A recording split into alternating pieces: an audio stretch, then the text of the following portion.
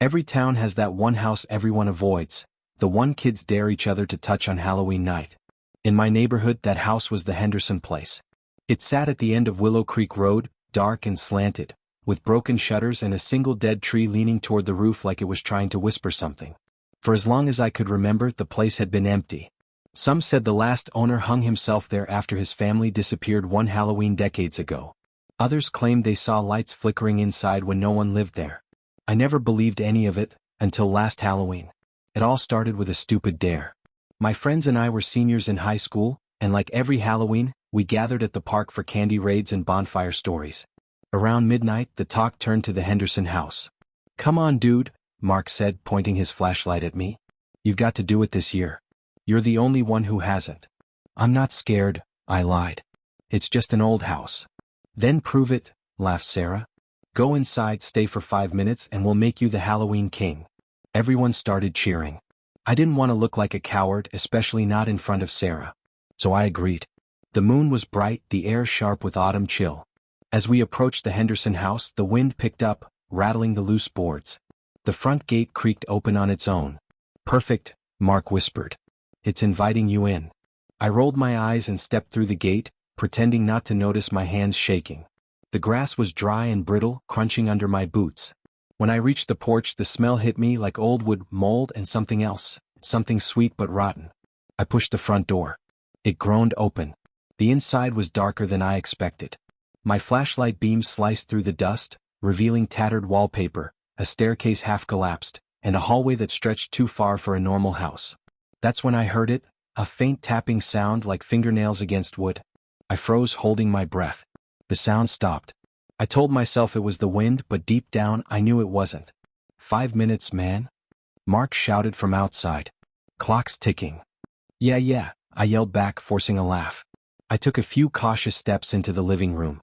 The furniture was still there, covered in sheets yellowed with age.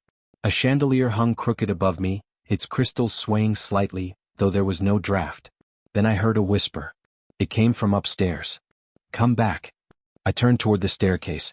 "Hello." Silence. I shone my flashlight up the stairs. The beam caught something, small handprints smeared across the dusty wall. They looked fresh. My pulse quickened. "It's just a prank," I muttered. "Someone's trying to mess with me." But as I reached the bottom step, something moved. A figure darted across the landing above, too fast to see clearly. I nearly dropped the flashlight. "Who's there?" No answer. Only the slow creak of footsteps moving deeper into the hallway. Against every instinct I had, I climbed the stairs. Each step groaned under my weight. When I reached the top, I noticed the hallway was lined with picture frames. They were all portraits of the same family, the Hendersons. A man, a woman, and a little girl with pigtails. In the last picture, taken on Halloween night, they were dressed in costumes. But someone had scratched out their eyes. I felt a chill crawl up my neck. That's when I noticed one more photo at the end of the hall, smaller, newer, without dust. It was me. I stumbled backward. My heart hammered in my chest. How the hell could that be there? The door beside the photo creaked open on its own. Inside was a small bedroom, pink wallpaper peeling off, toys scattered across the floor. The air was colder here, like I'd stepped into a freezer. And then the tapping started again. But this time it came from under the bed. I crouched, slowly lifting the blanket hanging off the side. My flashlight trembled in my hand. At first I saw nothing. Then 2 pale eyes blinked back at me. I jumped to my feet, gasping. A little girl crawled out from beneath the bed, her dress tattered, hair covering her face. She looked about 8 years old. "Who are you?" I stammered. She tilted her head. "You came back." "What do you mean?" She smiled, revealing teeth that were far too sharp. "We waited for you." I stumbled back toward the door, but it slammed shut. I turned the knob, it wouldn't budge. My flashlight flickered, then died. In the darkness, her voice echoed, closer now. "We waited for you last Halloween, but you didn't come back." "I've never been here before," I shouted. "Yes, you have." Her face appeared inches from mine, eyes hollow, mouth stretching wide into a scream that didn't sound human. The sound was like every voice in the house screaming at once. I don't remember how I got out. I just remember running, down the stairs, through the front door, tripping over the porch steps and collapsing on the lawn. My friends rushed toward me, their flashlights blinding. "Dude, what happened?" Mark yelled. I couldn't speak. My throat was raw. All I could do was point at the house. But when I looked back, the front door was closed again and everything was quiet. Sarah helped me stand. You're shaking, she whispered. What did you see? I didn't answer. I just kept staring at the window on the second floor. For a moment I saw her, the little girl watching me from behind the glass. Then she smiled and waved. For weeks I tried to convince myself it was just my imagination, maybe a hallucination from fear or stress. But things started happening after that night. Toys appeared in my room, old, cracked dolls I'd never seen before. Sometimes I'd hear tapping under my bed at night.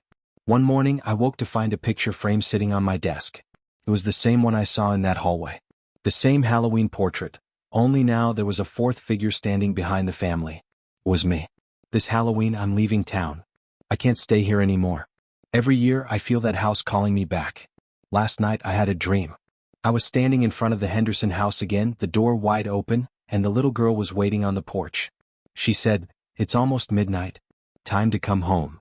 I woke up to the sound of tapping from under my bed. And when I looked down, I saw a pale hand sliding out from beneath the blanket. If you ever pass by an old abandoned house this Halloween, don't look inside. Because sometimes the house isn't empty. Sometimes it's waiting for you. If you enjoyed these Halloween horror stories, don't forget to like, share, and subscribe for more tales that'll keep you up at night.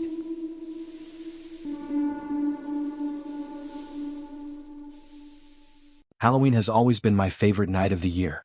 The chill in the air, the smell of pumpkins, the sound of kids laughing in costumes, it all reminded me of simpler times.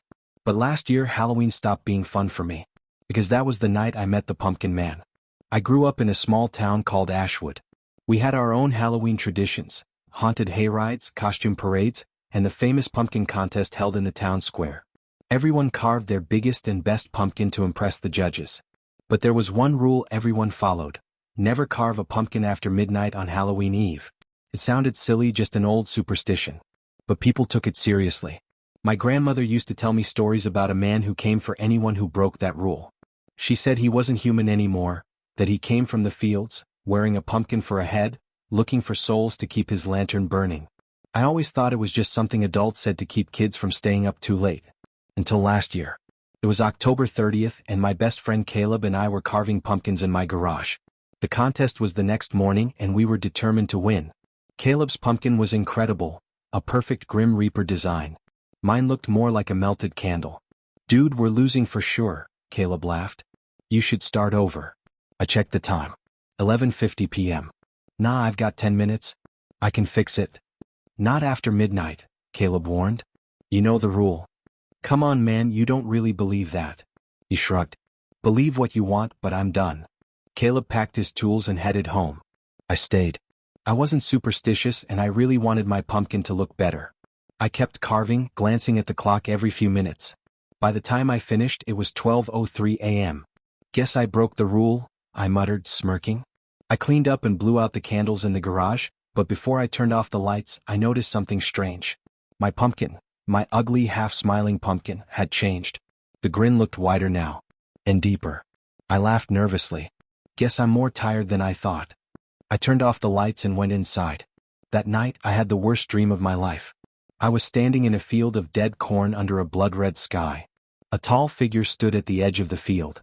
His body was long and thin, wrapped in tattered clothes that fluttered like rags. His head was a massive pumpkin, carved with a jagged smile and glowing eyes that burned like candles. He was holding a scythe in one hand and a lantern in the other. When he spoke, his voice was a hollow whisper, like wind passing through a grave. "You carved after midnight," he said. "Now you belong to me." I woke up gasping, drenched in sweat. My room smelled faintly of smoke and dirt. The clock read 3:07 a.m. I tried to laugh it off, but when I turned my head toward my desk, I froze. There was a small pile of dirt. Right next to it, a single pumpkin seed. The next morning, I told Caleb about it. He frowned. "That's creepy, man. Maybe you just dreamed the whole thing." "Maybe," I said, though I didn't believe it. That night, we went to the pumpkin contest. People gathered around the decorated tables, admiring each other's work. The mayor was walking around with a clipboard, jotting notes. I spotted my pumpkin near the edge of the display, and my stomach dropped. The grin on it was different again, longer, sharper. The eyes looked alive. "Did you change it?" Caleb asked. "No," I whispered. Just then the power went out. The whole square went dark and the crowd started murmuring. A few people used their phone flashlights, but it barely helped. Then, in the middle of the chaos, a single orange glow flickered at the far end of the street. It was a lantern. And beside it, a tall shadow moved between the trees. At first I thought it was a prank, part of the Halloween setup. But then I heard the sound, the scrape of metal dragging against pavement. Scariest. Everyone froze. The glow came closer, step by step, until we could see him. The Pumpkin Man. Just like in my dream. His head burned from within, smoke curling out through the cracks. The air stank of rot and ash. A little boy screamed and the crowd scattered in every direction. Caleb grabbed my arm. We need to go. But I couldn't move. The Pumpkin Man stopped in front of the table where my pumpkin sat. He tilted his head, studying it like a proud parent. Then he turned his glowing eyes toward me. You made it after midnight? He said in that same wind-filled whisper. I stumbled backward, tripping over my feet. I didn't mean to. He raised his lantern. The flame inside turned red. Every soul needs a light. The next thing I knew, Caleb was pulling me toward his car. We sped out of the square, hearts pounding. I looked back once, and saw the Pumpkin Man standing in the middle of the road, the lantern's glow fading behind us. When I got home, I locked every door and window. I didn't sleep that night. The wind outside sounded like whispers, and every shadow looked like him. By morning, I convinced myself it had to be an elaborate prank. Someone must have heard about me carving past midnight and set it up to scare me. But when I went back to the square, I realized something was wrong. The tables were still there. The pumpkins were still there. But Caleb's was missing. I called him all day. No answer. I went to his house. His mom said he hadn't come home since last night. The police searched for him for days, but they found nothing. No car, no tracks, no sign he'd even left town. A week later I found something on my porch. A small, carved pumpkin. Its grin was identical to Caleb's contest pumpkin. Inside, instead of a candle, was a burning seed. I threw it into the trash and tried to forget. But every night since then I've been hearing it. The scraping sound.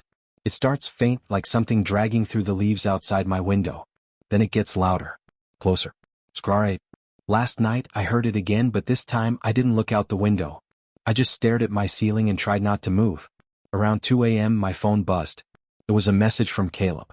It said, "He's almost there." I dropped my phone, my hands shaking. I wanted to run, but I couldn't move. The air in my room grew colder, the smell of smoke returning. Then I saw the glow, orange light creeping across the wall. I turned slowly toward the window.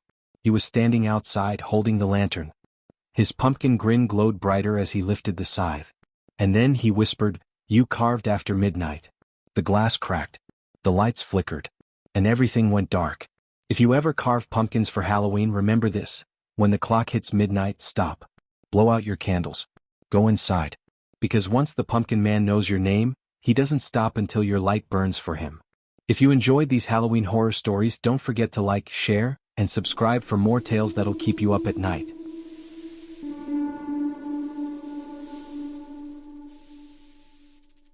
Halloween used to be my favorite night of the year. I loved the costumes, the decorations, the way everyone got to be someone else for just one night. But now, when I see a Halloween mask, I can't help but remember that night. The night I learned that some masks don't come off. It started when I moved to a small town called Ridge Hollow. I was renting a tiny apartment above an old costume shop that had been there since the 1950s. The owner, Mr. Calloway, was an older man who barely spoke, but his shop was incredible. Walls lined with costumes, props, and hundreds of masks hanging from hooks. Some were funny, others terrifying, but they all looked strangely real. A week before Halloween, I went downstairs to look for a costume. Mr. Calloway was behind the counter, polishing a wooden mask that looked like a grinning devil. "Looking for something special?" he asked in a low, gravelly voice. "Yeah," I said. "Something scary.